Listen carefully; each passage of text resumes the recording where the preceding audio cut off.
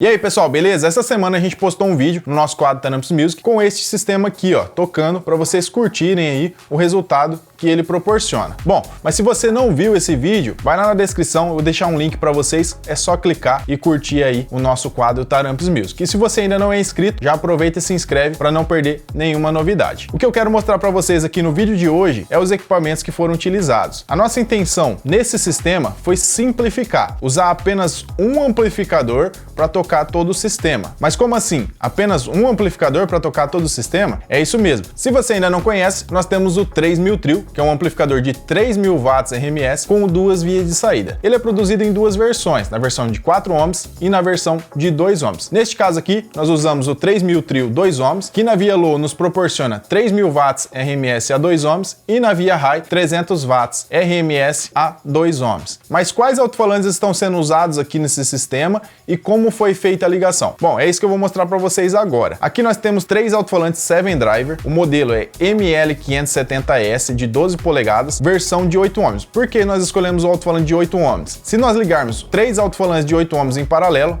nós temos 2.66 aproximadamente, 2.66 ohms de impedância resultante. Então para isso a gente precisaria de um amplificador que suportasse aí pelo menos 2 ohms de impedância ali na saída, né? Então a impedância mínima aqui do nosso 3000 Trio é 2 ohms, então eu posso ligar tranquilamente 2.66. Poderia ligar 4 alto-falantes como este? Claro, porque aí com 4 alto-falantes de 8 ohms ligados em paralelo, teríamos 2 ohms exatamente, casando impedância e tocando perfeitamente. Como a nossa caixa aqui tem os 3, optamos por ligar dessa forma. Mas em qual via do 3000 Trio foram ligados os alto-falantes? Na via de maior potência, na via low, que é uma via que responde aí de 10 Hz a 1200 Hz, com um low pass e high pass variável. O high pass nós deixamos em 80 Hz, já o low pass nós deixamos ajustado ali em 700 Hz. E uma particularidade do 3000 Trio, o low pass da via low é o high pass da via high. Então a via high vai iniciar exatamente onde a gente finalizou o low pass da via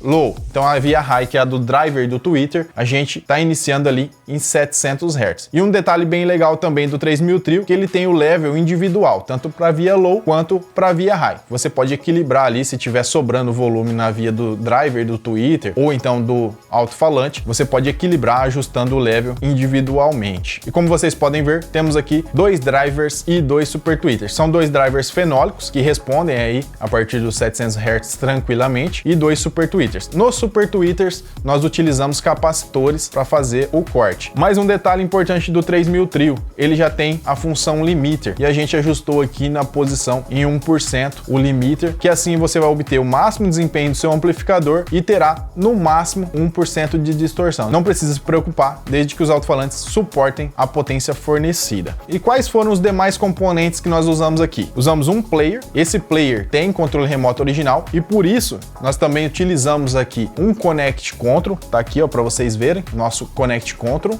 Utilizamos também uma bateria, essa bateria que está aparecendo aqui para vocês é uma bateria de 115 amperes, mas para o máximo desempenho do nosso 3000 Trio, nós sugerimos aí uma bateria de 150 amperes. Se você tiver uma bateria de 100, 115, também vai funcionar bem, mas quanto mais bateria você tiver, maior vai ser a autonomia e mais você vai conseguir extrair de rendimento aí do seu sistema de som. Nós utilizamos também para carregar essa bateria e manter o sistema de som tocando quando houver a possibilidade de plugar a fonte a uma tomada, a nossa fonte ProCharger 60A. Para alimentar o amplificador foram utilizados cabos de 21 mm de cobre e no cabo positivo foi instalado um fusível aí de 150 amperes para proteger a instalação. Nos cabos de saída eu exagerei um pouquinho, coloquei cabo de 10 mm aqui, que o Borne comporta tranquilamente, mas você poderia usar cabos com uma bitola um pouco menor, em torno de 6 mm aí estaria ótimo, beleza? Ah, e já ia me esquecendo, para levar o sinal de áudio do player para o amplificador, nós usamos um cabo RCA estéreo, o nosso T5B estéreo, que é um cabo RCA blindado para evitar problemas com ruído. É de extrema importância você utilizar cabos RCA de boa qualidade. Bom, pessoal, espero que vocês tenham gostado do vídeo de hoje. Esses foram os equipamentos que a gente usou. Se ficou alguma dúvida, deixa nos comentários. E mais uma vez lembrando, se ainda não é inscrito aqui no canal, já aproveita e se inscreve e não perca nenhuma novidade. Um forte abraço e até a próxima.